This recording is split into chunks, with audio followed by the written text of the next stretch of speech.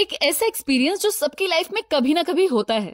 हाँ, लड़कों की में थोड़ा ज्यादा होता है कि छोटी सी बात पर गाली देकर उस बहस को लात भूसों वाली लड़ाई में बदल देना। Hello everyone, welcome back to this new episode of सुक्स टॉक्स। आज तक हम पढ़ रहे थे महर्षि पतंजलि के अष्टांग योग को, जो पूरा हुआ।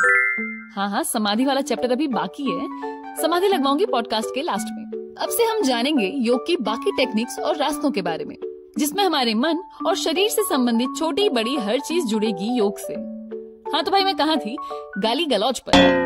I mean, दे नहीं रही थी, बस बता रही थी कि उससे नुकसान कितना ज्यादा हो सकता है। कुछ ऐसे जी वर्ड्स जो हमारे मुंह से निकल जाते हैं, जिससे पहले सामने वाली कैसी तैसी होती है और फिर वो हमारी करता है। जैसे जी से गाली, जी से गुस्सा, जी से गॉसिप। हाँ, वो भी जो सोच रहे हो। मैं एवे ये सारी बातें नहीं कर रही हूँ। शायद आपने कभी नोटिस किया हो, जब हमारी तबीयत खराब होती है तो मम्मी अक्सर ही कहती कि बोलो मत, आराम करो। जब हमें थकान होती है तो हम वैसे ही खुद से किसी से बात नहीं करते क्योंकि मन ही नहीं करता। या जब बहुत ज्यादा मूड खराब होता है तो कह देते हैं कि थोड़ी देर मुझसे कोई बात मत करना। मतलब ये कि कुछ भी हो, पहले शामत हमारी आवाज पर आ जाती है। क्यों? क्योंकि हमारी एनर्जी का एक बड़ा हिस्सा बोलने में कंज्यूम होता है, बाकी बचा कुछ अब मेंटल फिजिकल एक्टिविटीज में और बॉडी को गर्म रखने के लिए। आपने वो कहावत सुनी होगी कि जो बादल गरजते हैं वो बरसते नहीं। हम लोगों का भी वही हाल है, क्योंकि भाई सारी एनर्जी तो हमने गरजने में निकाल दी। अब काम में लगाएं क्या? इसीलिए एनर्जी सेव करनी हो तो मुंह पर उंगली रख लो। इसी सेव्ड एनर्जी को स्पिरिचुअल प्रैक्टिसेस में लगाया जाता है, जिससे हमारे अंदर वो पावर डेवलप होती है कि जिसके बाद जुबान से निकली हर बात सच हो जाती है। और इसे ही मौन साधना कहते हैं। मौन साधना योग का सीक्रेट लिंब है। जो लोग मौन साधना करते हैं उन्हें मुनि कहा जाता है। हाँ, ये ऋषि मुनि वाले मुनि।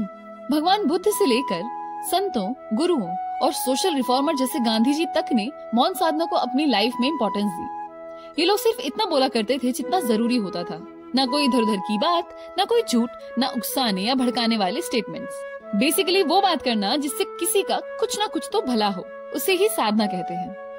पर आज हम लोग जिस मुंह से गालियां देते हैं, किसी को उल्टा सीधा बोलते हैं, र्यूमर्स फैलाते हैं, उसी से हम भजन गाने लगते हैं। इसे देख के इतना समझ आया कि इसे पूजा नहीं, भगवान को चूना लगाना कहते हैं। खैर, मौन साधना शायद सुनने में आसान लगे, लेकिन ये थोड़ी सी चैलेंजिंग है। इसे शुरुआत में कुछ घंटे शांत रहकर किया जा सकता है। इसमें न केवल अपनी आवाज को शांत रखना होता है, बल्कि मन के विचारों को भी शांत रखना होता है। इसीलिए जब मौन व्रत या शांत रहने की प्रैक्टिस की जाती है तो कोई काम ना करने की सलाह दी जाती है। पूरी तरह से आराम या ध्यान किसी एक मंत्र या अपने आराध्य पर। आसान भाषा में खुद को एरोप्लेन मोड पर डाल देना। अब सवाल ये आता है कि एनर्जी सेव करने के बहुत तरीके हैं, तो ये चुप्पी ही क्यों? तो जवाब में ये कि सिर्फ ऊर्जा को बचाना ही इसका उद्देश्य नहीं होता। मौन साधना mental clarity, self control, inner peace, spiritual growth और खुद के मन को समझने की ताकत देती है।